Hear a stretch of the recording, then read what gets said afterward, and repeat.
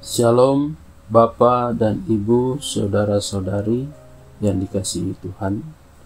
Hari ini Sabtu 16 Juli 2022, saya Pendeta Hendro Seljatem bersama istri Ibu Diana Seljatem bergantian mengajak Anda untuk mengikuti renungan harian yang dikeluarkan oleh Sinode Gereja Kristen Oikumene di Indonesia dengan berpedoman pada pola pembacaan Alkitab 4M, yaitu menerima, merenungkan, melakukan, dan membagikan firman Tuhan. Mari kita berdoa.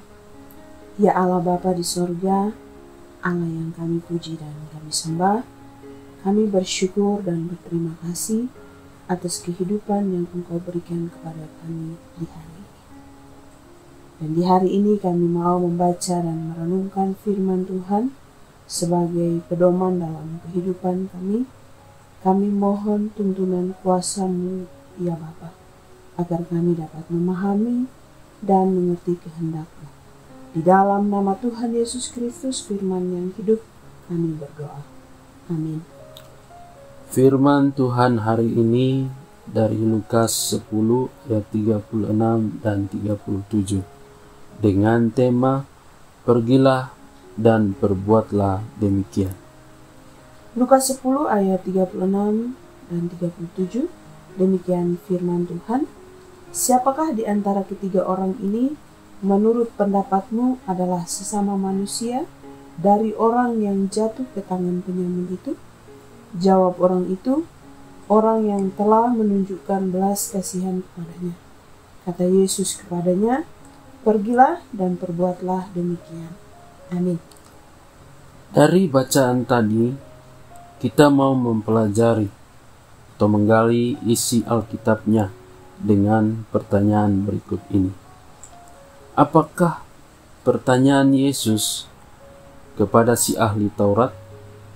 Siapakah di antara ketiga orang ini menurut pendapatmu adalah sesama manusia dari orang yang jatuh ke tangan penyamun itu?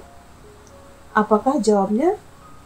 Jawab orang itu, orang yang telah menunjukkan belas kasihan kepadanya. Kualitas kasih dan berbelas kasihan barulah nyata dan berdampak ketika berbuat seperti yang diucapkan. Sama seperti Yesus, Dia tidak hanya mengajarkan tentang hukum kasih kepada Allah dan sesama sebagai hukum yang terutama. Yesus juga menerapkannya kepada orang yang kelaparan, orang sakit, lumpuh, buta, tuli, orang yang sedih lantaran ditinggalkan oleh anak dan saudaranya. Dan puncak kasih dan belas kasihan Yesus itu dibuktikan melalui salib dan kebangkitannya, memperoleh hidup yang kekal dan dimampukan untuk menunjukkan kasih serta belas kasihan yang nyata bagi sesama.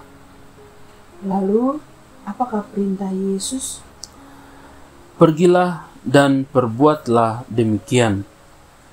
Karena salah satu alasan kuat mengapa kemurahan hati adalah karakter yang wajib dimiliki oleh orang Kristen adalah untuk meneladani Allah yang sudah bermurah hati kepada kita.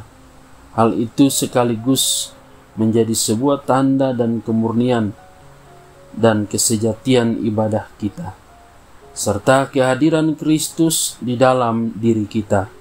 Karena tanpa kemurahan hati, kita bukanlah milik Kristus. Amin. Seperti dalam firman Tuhan Kolose 3 ayat 23, apapun juga yang kamu perbuat, perbuatlah dengan segenap hatimu, seperti untuk Tuhan dan bukan untuk manusia. Puji Tuhan, haleluya. Berdasarkan firman Tuhan dan uraiannya, apa yang menjadi komitmen kita? Yang menjadi komitmen kita adalah yang pertama, memiliki kualitas kasih dan belas kasihan di dalam Kristus. Dan yang kedua, meneladani Allah yang sudah bermurah hati bagi kita. Amin. Mari kita lakukan komitmen kita.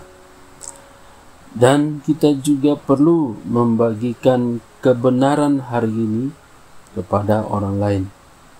Baik, mari kita tutup saat teduh kita dengan doa. Kita berdoa. Ya Allah Bapa, Allah di dalam nama Yesus Kristus, kami bersyukur dan terus memuji nama-Mu yang kudus, serta berharap padamu karena seluruh kehidupan kami ada sampai sekarang ini.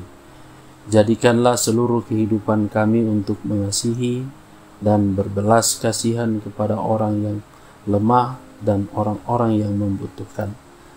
Berkati setiap orang yang mendengarkan renungan hari ini dan memberi teladan hidup di tengah-tengah dunia ini. Di dalam nama Tuhan Yesus Kristus kami berdoa. Amin.